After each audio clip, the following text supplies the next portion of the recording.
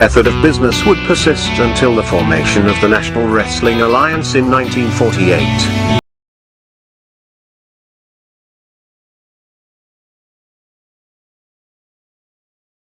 The NWA as a central governing body, with its singular, undisputed world champion, would be absolute and undeniable. This control, combined with the expansion of the interstate highway system, and the inevitable popularity and availability of regional television, would usher in an era of wrestling that was defined by what would come to be known as the territory system. The territory system would dominate wrestling for nearly 4 decades, while the borders, authority, popularity, and obedience of individual NWA territories was in a near constant state of flux.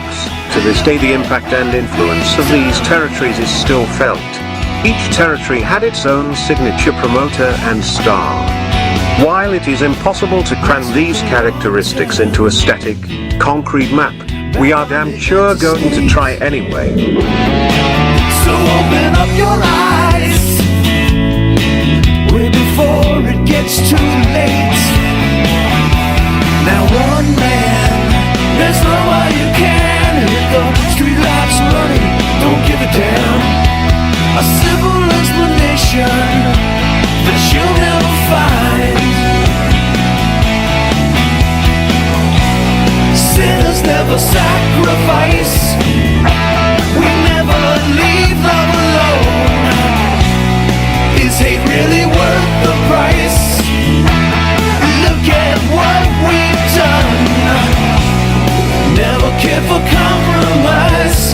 Always threatening someone's life, and it feels like the end of the world.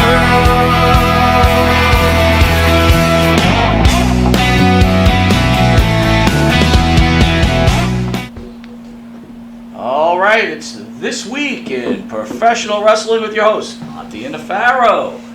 Jimmy, another great week in professional wrestling. I want to just read some numbers to you. Hit it. Yes, Wednesday night's AEW Fighter. What is it, Fighter Fest? What do they call that shit? How would Sylvester pronounce it? Fighter Fest. Fighter Fest. Play. Program received 942,000 viewers. So Okay. still struggling. Yeah, that's all right. They're in the 9s. Look, they got their initial audience. And you know, it's funny, Right. you walked in when you just came into studio a little while ago. Okay. I was on the phone with Captain's Corner, right? He's an agent with Yeah. wrestlers and Uh-huh. stuff like that. And he loves the show, and he was talking Oh. about basically Thank saying, you guys are so pro WWE, and I know you guys aren't into the AEW thing. I said, that's not fair. We're okay with it. But he said to me, the fans that spend money with him and with a lot of these people doing their virtual signings and things like that, because what we were speaking about is wardrobe. One of the agents paid him $13,000 for a 3-hour virtual signing. Wardlow. Wow. And the guy pulled a pretty decent profit. And he turned a profit. So Damn. Captain was explaining to me, he's like, dude. Credit for taking the risk? Dude. I would never have done it. That's what I don't think I would either. No way. And he pulled it off. Well, how? He was telling me. He said, Mike, name a mid-level WWE guy, like a mid-card. Dolph Ziggler. No, I did too. He goes, not fair. He's been around too long there. Finn Balor. I said the same thing. He goes, no, not fair. Been around. Not fair. Yeah. Okay. Ezekiel.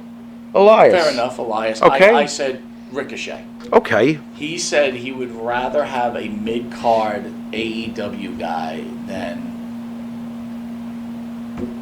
A mid-card. Ricochet. Interesting. And he said... Is that because of the extra love of the independent fan? When they love their wrestlers, they seem to love them a little, as far as going to conventions and stuff? I don't know. The audience. Trying to figure it out. Obviously, WWE is a much big... It's like the Yankees. I get Right, it. sure. But he says when it comes to spending, the audience of AEW are single guys with I see that. accessible cash. Yeah, right. And- In their 20s. and That, when is 20s, cash 30s. more accessible than in your 20s? There you go. Boy, did I waste a ton. So- Yeah, that makes as I'm sense. speaking to him, because it's a pretty smart conversation, I thought. Mm-hmm. I said maybe the key demographic does mean something. Then we always foo-foo the In key certain demographic. ways. Yeah. In certain ways, not in absolute positives, but in certain ways.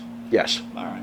All right, let's get to Wednesday night. I got to tell you, I think I called you and I said, too bad you're at work. I'm excited. I was actually interested in what AEW is doing when they had Wardlow go up against Orange Cassidy.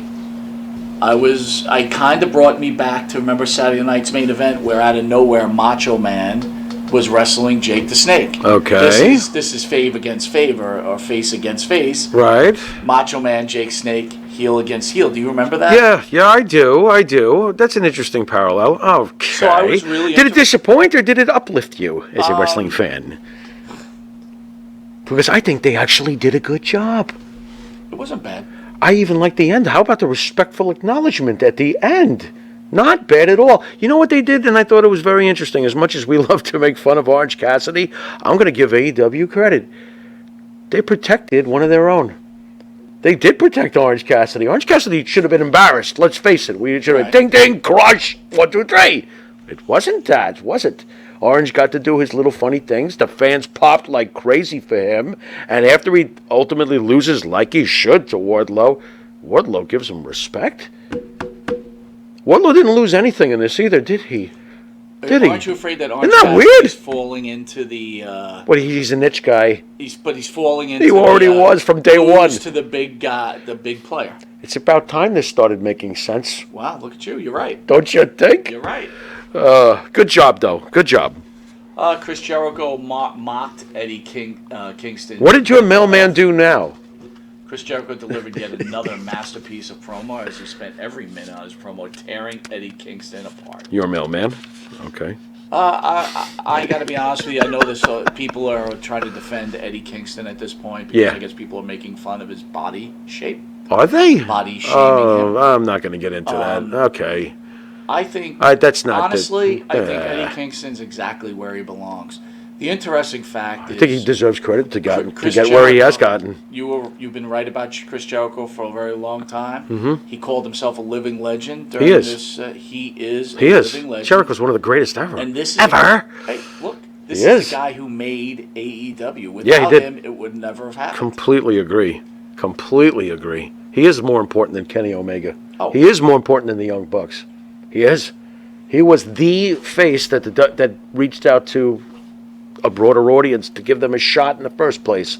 So he's the man. He's making these He's the man. in the Jericho Appreciation Society right. actually be cool. They're cool. Yeah. I mean, like, did we really ever give Sammy Guevara? I know he's not current, but I mean, did we ever give Sammy Guevara a second thought No, until never? This guy's pretty good. Okay, Jericho got him over.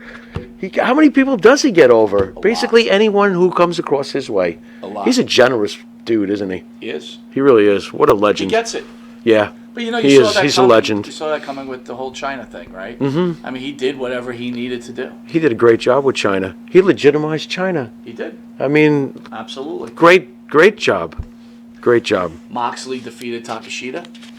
Okay, I mean, this is a good. Are falling their way to Tony Khan and his mighty dollar. Yeah, but it's interesting though. Takeshita to me is not. I'm like, when Jon Moxley beats Okada in a cold day in hell, then I'll say, okay, now the Japanese legends are falling, because Okada and Tanahashi and Nakamura, guys like that, those are in the last 15, 20 years, those are the legends. Now, if Moxley fought a guy named Shibata, which someday I'll play you some matches of his, you'd love this guy. What a skull crusher. He's like Cesaro with a good look. Sorry, Cesaro. Experts, though, we're upset over Nakamura.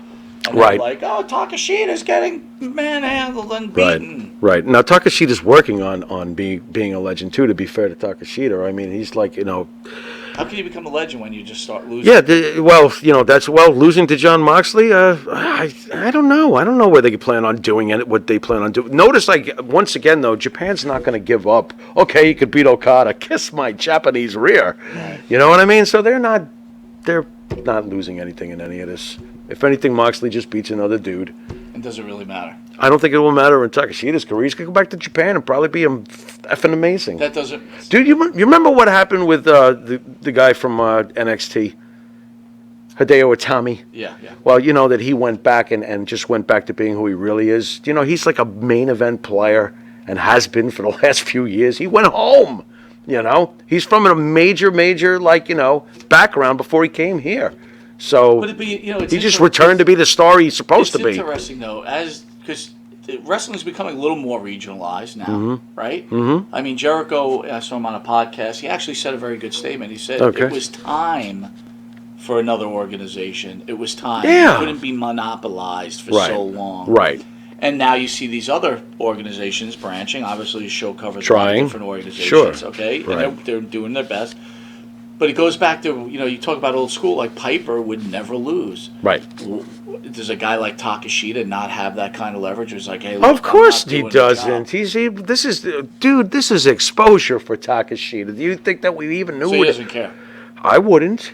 I would be like, absolutely, Just I would give me do the this. exposure. Absolutely. I mean, he's losing to a former world champion, current world. Whatever. Moxley's top of that card over there. So that's not a terrible thing at all. You know what? You're Not 100% a right. terrible Can't thing at argue all. with it Yep.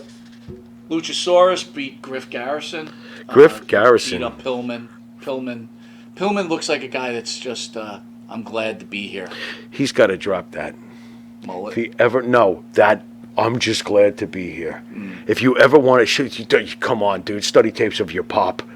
He needs to do something much more interesting than just be part of the show. Dude, I got to tell you, there's certain things. And if you can't be like your pop, go home, play golf. There's certain things that annoy me. That's rough. I mean, Luchasaurus put Garrison attempted to throw on the table on Pillman. Right. Table doesn't crack. Whoops. Then he tries it again, and it cracks. And then Pillman uses the old,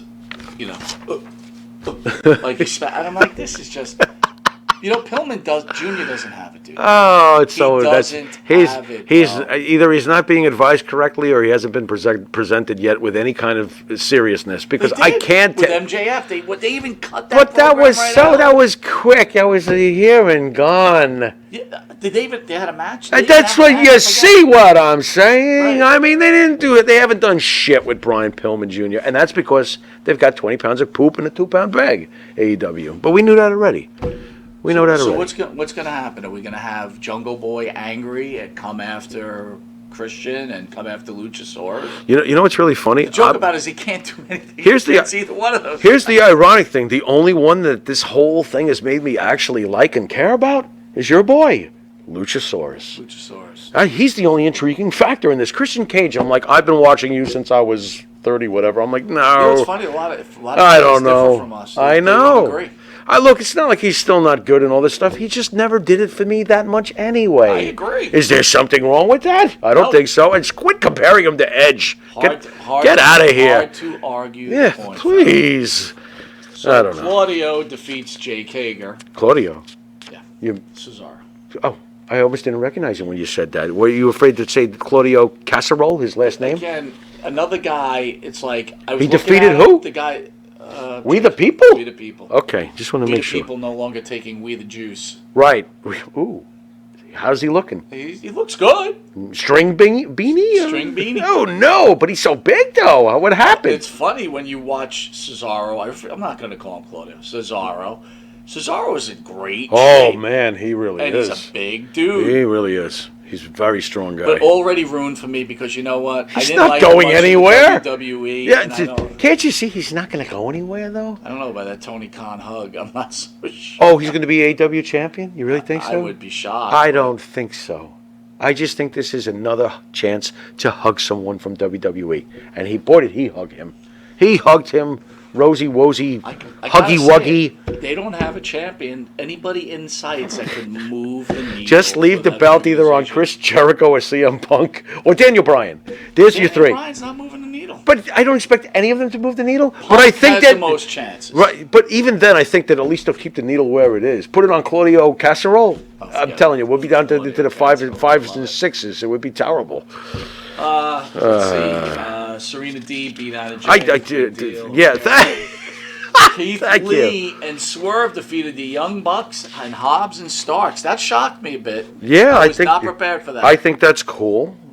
That's a nice little change, and Keith Lee actually gets your belt. Okay, that must make you feel okay. Not really. The guy blew it. He should be in the WWE. Yeah, we Managed were by hearing- Adam was he Cole. having health- I was hearing he was having health Yeah, I was problems hearing again. weird shit, but who knows? Who the hell knows what to believe with any of it? And honestly, though, Bringing Keith Lee in, and he's a tag team champion. Went with the guy Wait a minute. Have we forgotten the Keith Lee's pinnacle in his entire career? By the way, and people are going to go crazy when I say this, but I don't give a crap. The end result is that you do this to get to the top. You want to do this to get to the highest amount of stardom and exposure you can. Well, folks, here's his greatest moment in his career. That Royal Rumble where him and Lesnar will wind up staring at each other, and the fans will, like, give it to us. That's the closest you got, son. So, like, for him to go to AEW, I would think they'd realize the enormity of the man, the skill of the man, great wrestler. Oh, my God. The charisma, in my opinion, of the man. This is what you do with him? Again, 20 pounds of shit in a 2-pound bag. Can't do right by anybody. I never saw much charisma in him. I did. I'll give you the first 2 points. I felt he did. Okay. He did it without talking, though. Understand that. It was mostly smiling and just, his in-ring mannerisms. I felt he had charisma. But, yeah, I don't see this as a great thing for his career longevity-wise. I won a tag belt. It's nice you got a belt. Overall, Anyway. we're almost out of time. So Yes, sir. Overall, I would say this. AEW is becoming more, for me, is becoming more intriguing Yeah. in a lot of ways. That's fine. They're always going to put on a clinic as far as physicality. There's something, I don't know who's writing the storylines or writing TV for them. It's haphazard. That might be a show that needs to go to 3 hours. Because the problem is, Ooh, wow. where's MJF? Can you hear them? The diehards are screaming. MJF. Yeah. Where is he? It's like, Did they capitalize on that? Great idea of trying to capitalize, make it as real as possible. Now I feel like you lost all your momentum. You lost the momentum. I agree. CM Punk, same thing. Hurt, kind of like lost your momentum. Daniel Bryan, you lost. Something have to do with injury. Right. But they seem not to keep, like when Stone Cold was hurt, they kept him on TV. I think what you mean to say is that they seemed to be like a company that a long time ago took Bret Hart 1 week after the screw job and did nothing with him. Yes. That's what it sounds like. That company sounds similar to that other company from all those years ago. Uh-oh. By the way, see you in a couple of years when one of the McMahons is standing on AEW's ring going, "Hey, I just bought AEW!" And everybody's really mad. Now that you brought up Sorry. Bret Hart, I want to say Sundays on AE is definitely much-watched TV with the biographies every week. Then they added in something called Rivalries, which they produced on the network a few times. Okay. So they opened up with The Undertaker. They opened up with Shawn Michaels, Bret Hart. And then they do, I guess it's called Raw Talk or something at 11 o'clock. So it's literally bunch of 8 till midnight. You'll be watching that, won't you? Undertaker, as you know the whole story, but still great. It doesn't matter. The guy's Bret Hart, Shawn Michaels. That story never gets old. No, how could it? They tell it the same story in 18 different ways, and it's always intriguing. Yeah, how could it? I agree. It's like those juicy band battles, like then John and Paul cursed each other out and threw cigarettes at each other. Just never never get tired of it. Never gets old. Nope. That's on Sundays? On Sundays, you got to watch it, dude. Yeah, on my phone. Went.